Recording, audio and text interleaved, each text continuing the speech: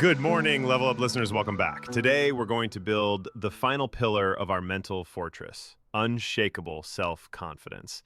This is the final step in claiming your mental sovereignty. Let's level up. Today, we're really digging into how you can build truly unshakable confidence. Yeah, and importantly, this isn't about being loud or, faking it till you make it. Exactly. It's about finding that deep, quiet trust in yourself.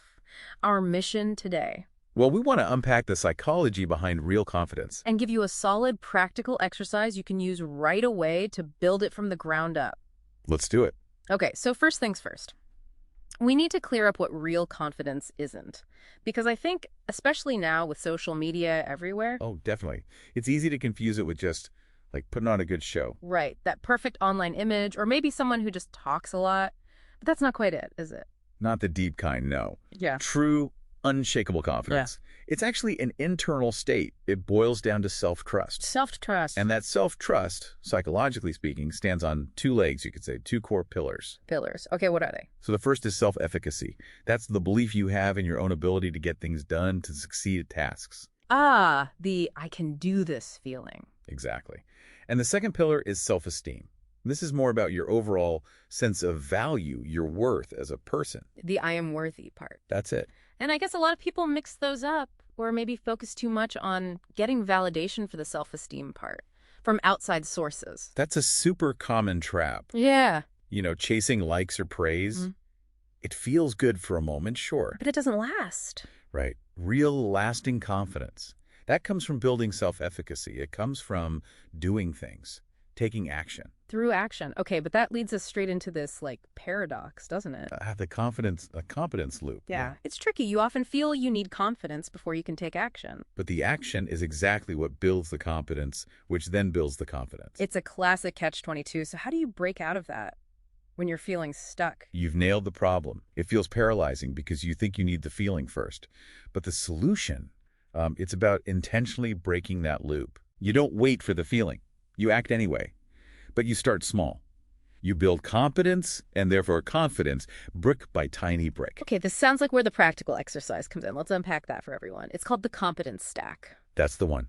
It's designed to build genuine confidence in basically any area by focusing on small, concrete wins. Sounds straightforward, maybe even a bit simple. Sometimes the simplest things are the most powerful. Okay, so there are 4 steps. Ready? Lay it on us. Step 1, identify your confidence gap.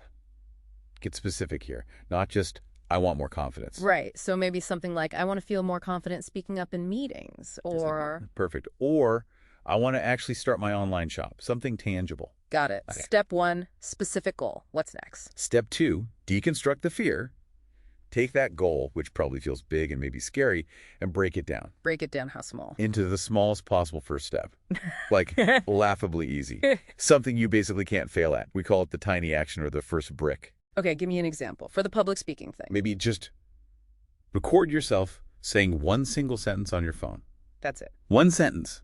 Seriously. Seriously. Or for the online shop, maybe just take one decent photo of one product. It's about lowering that activation energy right down. So low your brain can't even argue. Okay, it makes sense. Step 3. Step 3. Stack your wins. Do that tiny action. Then, and this is key, consciously acknowledge it. Tell yourself, okay, I did that. Give yourself credit for it, even if it feels tiny. Yes. It reinforces the action. Then tomorrow or later, you add the next small brick. Maybe 2 sentences, maybe a second photo. You build momentum. Stacking the wins. Okay. And the last step. Step 4. Document the evidence. This is crucial. Our feelings like low confidence often feel true, but aren't based on hard facts. So you create your own facts. Exactly. Keep a confidence journal. Could be a notebook, could be a note on your phone. Just write down what you did. Day 1, recorded 1 sentence. Day 2, recorded 2. So you build up this file of proof, an undeniable evidence file. So when that self-doubt creeps in, you look at your list and say, nope, look, here's the data. I am doing this. Mm-hmm. It builds real self-trust based on your actual actions. Wow, okay. That feels really doable. And, this idea isn't just modern psychology. It connects to deeper concepts, like the Indonesian spirit of perjuangan. Perjuangan, what does that mean? It speaks to struggle, perseverance, this idea of achieving something through sustained effort and self-conquest. There's a great quote from President Sukarno. Oh, yeah. He said something like, "Conquer the thousands of man may not be called a winner, but be able to conquer yourself is called a brilliant conqueror." It's that internal battle won through action. Conquer yourself. I like that. So the takeaway for you listening, Confidence isn't something you just get. It's something you build. like a fortress maybe, Good. brick by brick. Yeah. You earn it by doing the work, not by sitting and wishing. Couldn't have said it better. So here's the challenge for you today. Pick that one area. Identify that first, tiny, laughably easy step. And just do it. Do it and write it down. That's your first brick in building real, deep, authentic self-trust.